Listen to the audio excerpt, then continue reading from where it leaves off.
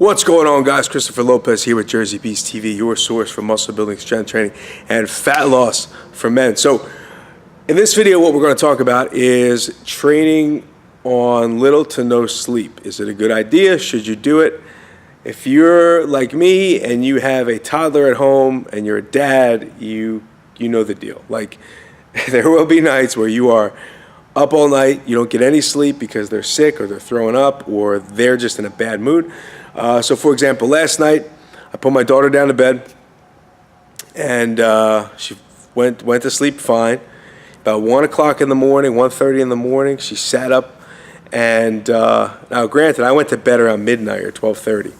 I have to be up by about 5 to get here at the gym. So she was up about 1 o'clock, 1:30, so I got about an hour of sleep.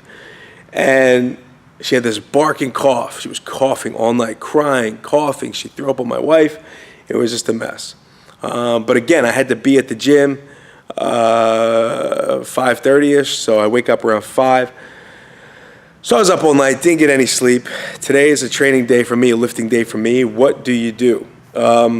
This is a loaded question. I think before we dive into the answer, we have to understand a few things, okay? Sleep is super important for muscle growth, for strength, for recovery, for fat loss. If you are not sleeping, okay, you will not recover at an optimal rate. Also, if you're not sleeping, your hormones get screwed up. Now, granted, I'm not the best sleeper. I get about 5 hours of sleep a night on an average night. On the weekends, maybe a little bit more. But my day is so busy, and I got to be up around 5 o'clock. I get some work done after I put my daughter to bed. So I'm not the best sleeper, and I know that. I'm guilty of it. But training on no sleep, you got to be very careful with it because you may not feel it that day. Maybe you take your pre-workout, you're ready to go, you're dialed in for your session. Maybe it's not the best session, but you're lifting some heavy weights, you're throwing some decent weight around. But you have to remember what happens after the session. That's when the recovery process starts. And if you are going on no sleep and you hit that session, you've basically been up for 48 hours, a couple days, maybe not that long, but a couple days. Your hormones going into that session are screwed up, right? So you have to be very careful with the intensity of the workout. Now, training could mean anything. It doesn't necessarily mean you're just lifting weights. It could mean you go for a hike. It could mean you go for a ruck, a weighted walk. It could mean you're just jumping rope and maybe you're just doing some low intensity cardio. So I would opt for those things. If you can push your lifting day, your lifting session back a day, it probably would be more beneficial for you. Once you recover with that sound night of sleep, after not sleeping, and then make up your lifting session. Push your lifting days back a day if you can. If you can, I understand. But I would not go 100%, 110% in that session. 60 to 70%. Maybe in those workouts, you're not focused so much on PRing and maxing, but you're focused on your form. Maybe a little bit higher volume, maybe a moderate volume instead of doing sets of 5. Maybe you're doing sets of 8 to 12. Maybe you're doing sets of 15. But you're just focusing on the contraction as opposed to throwing heavy weight around. Just my recommendation. There's a couple things you can do to kind of work with this. So somebody like me who doesn't get a lot of sleep every night, I get about 4 to 5 hours. Which is, I'm trying to work on it. I got to be better at it. But a few things you can do to kind of not make up for, but to help the process along. Because remember, sleep is very important to recovery. Okay, if you're not sleeping, you are not recovering properly. It affects your fat loss. It affects your lifts. It'll affect your workout, especially if you're training later in the day. If you're training early morning, you might be able to get away with it, but because you're awake anyway. But if you're training 6, 7 o'clock at night after work, it's going to be a grind, okay? A few things you can do to combat not sleeping or not sleeping enough. Number one, okay, you can keep your nutrition dialed in. This is a big proponent of recovery. This is huge, right? We already know nutrition is a big deal, but it's even more so a big deal if you are not recovering properly from your sleep. Okay, so get your nutrition dialed in. Make sure you're eating enough calories. Make sure most of what you eat, 85 to 90%, is clean. I would say if you are not sleeping on a regular basis, 95% clean, 100% clean. The more clean you can make your food, the better off you're going to be. Number 2.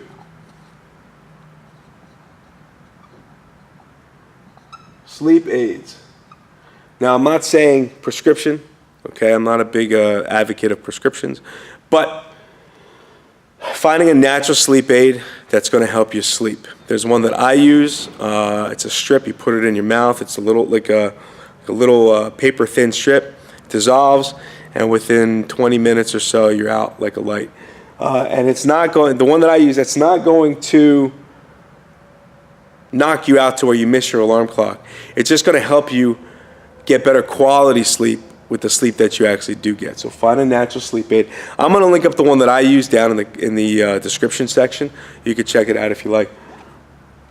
Number 3, supplements. Okay. So obviously, this natural sleep aid is a supplement, but I'm talking about other supplements. A great multivitamin is key to plugging in the holes in your nutrition, especially if you're not eating the best. Now, let's face it, most people are not eating 100% all the time. If you do, props to you, but it's very hard to do that for most people. For most guys, when they have kids, they're on the go. Maybe they're travel a lot for work. It's very tough to do.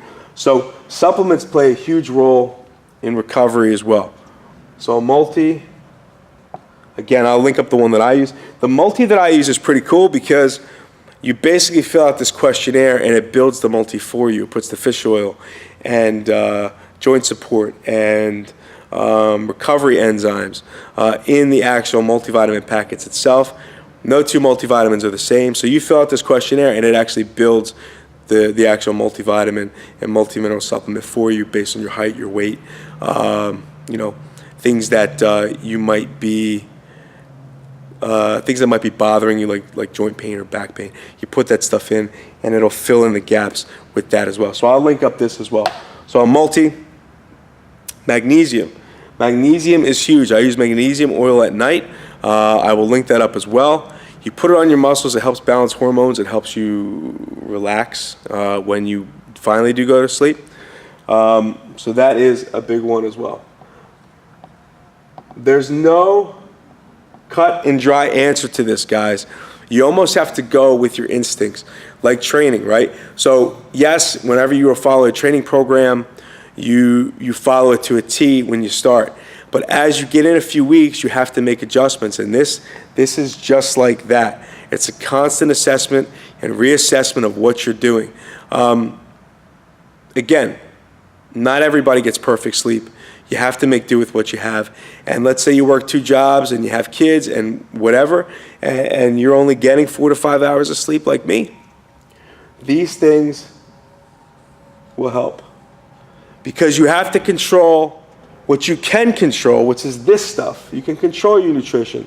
You can add the sleep aid. You can add the multivitamin and maybe the magnesium oil to your daily routine. Maybe you can't control the sleep because of your jobs, maybe because of your kids, but this stuff you can control, okay? So, to give you the short answer, use your judgment. Training does not have to be lifting weights all the time. Maybe, you push your weight training sessions back. Maybe you still exercise, but you're not looking to crush it, okay? Because you don't want to screw up that recovery process any more than it's been screwed up from the lack of sleep that you had.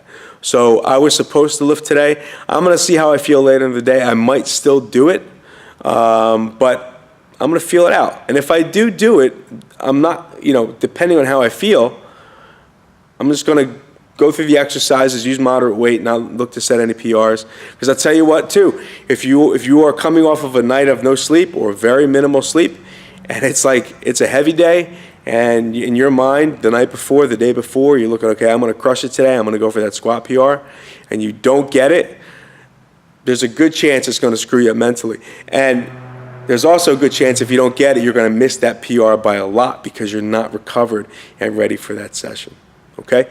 So that's just my 2 cents, guys. If you got value from this video, please share it. Please like it. Leave your comments down below. Questions if you have them. I'll be more than happy to answer them for you.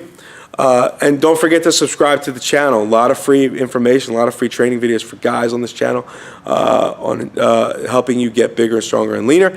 And last but not least, I have a free gift for you guys. On the right side of the screen, click the tab. The drop down will pop down. Click that, put your email in, and it's my way of just saying thank you for watching my stuff, checking out my YouTube channel and my blog if possible. If you are interested in the blog, you can go check that out as well. That's jerseybeast.tv. And that's it. That's all I got. I'm looking pretty tired today, right? I got to take a nap or something. That's another thing you guys could do. Take a nap in the middle of the day. If you could sneak off for 20 minutes, it will help. All right, guys, until the next video, I'll see you in the gym.